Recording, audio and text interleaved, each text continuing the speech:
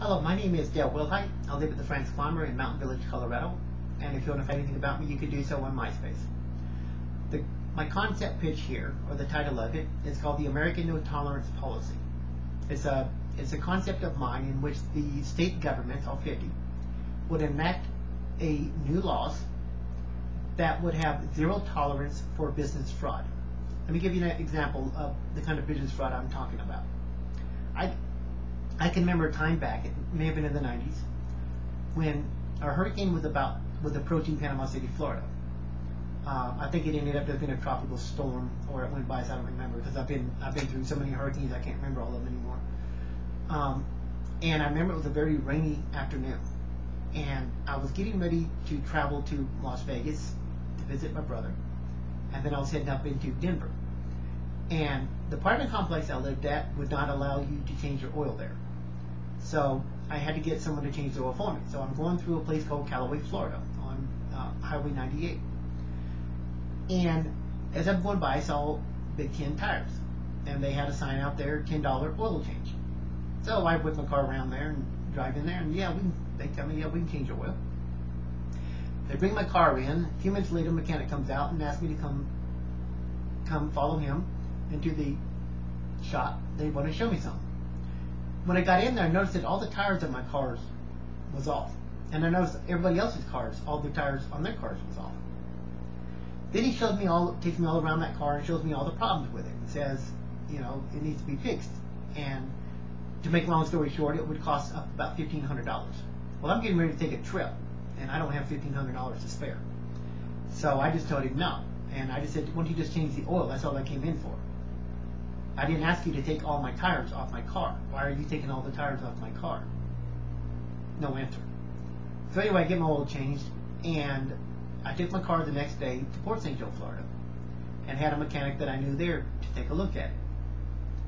And I showed him all the problems that they claimed I had. He says he found no problems whatsoever. He took all the tires off my car, he looked, he said he couldn't find anything wrong.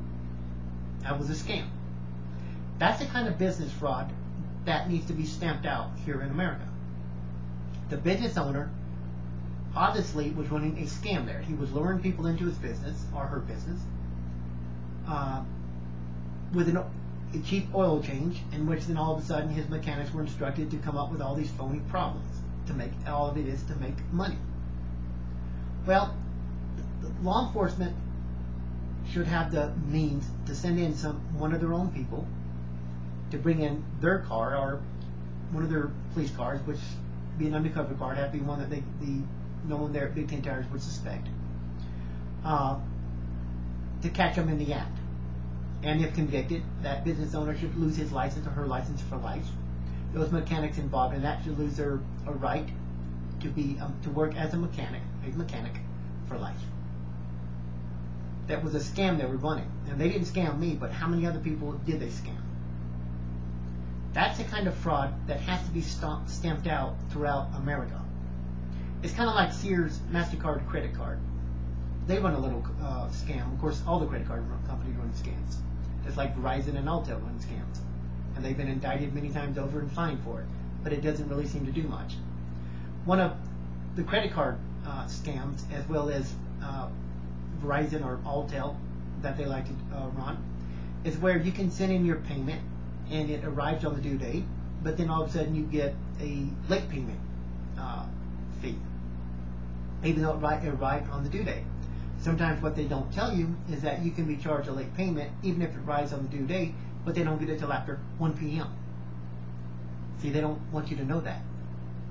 And sometimes you get a late fee payment even if it does arrive on time, because there's no way for you to prove that it didn't arrive on the due date or before the due date. They have all the power. It's all in their favor. All they have to say is it didn't arrive on time, because we say so. We don't have to prove anything. And on one of my other videos here on YouTube and MySpace, I've already demonstrated how you can stop that kind of fraud. You can stop that kind of fraud and make it next to impossible, if not impossible, for any business to claim that you sent your payment in late and that it arrived late. It can be stopped, and it has everything to do with the postmark on your envelope. The envelope that you mail your payment in. If you think a while, you'll figure out what I'm talking about. It all has to do with time and the time it takes to get there. And if it gets there late, they have to prove that it got there late. And they won't be able to do that if you mail it out within a certain amount of time. And that's where the Postmaster General will have to come in and help out. But it can be done. You can find that tape probably on MySpace, even though the sound on that video is kind of rough. Anyhow, let me hurry up here. That's the kind of fraud I'm talking about. Our states need to enact laws that will pull the license of any business owner that is caught deliberately engaged in fraud or has a history of fraud. I say one time and that's it. You're out of business. Now, just because that business, like let's say Big Ten Tire, let's say the business owner has his license pulled, those mechanics fired. That does not mean that business has to go down, because there are probably still innocent people there that work there that are not involved in this. Well, what you do, these states would have a waiting list of people who would like to take over something like that, who will be brought in, and they will take that business over, probably just take it right over, move in and take over. How they would do it, I don't know, but that would have to be worked out. And people that will run it honestly, and then they will hire mechanics that are honest. And so, even though you pull the license of the owner, the business can still exist. You just got to get rid of the bad apples. But that owner will never again be allowed to run a business of any kind, because he or she has proven they cannot be trusted. The same thing with Sears Credit Card or Alltel or Verizon.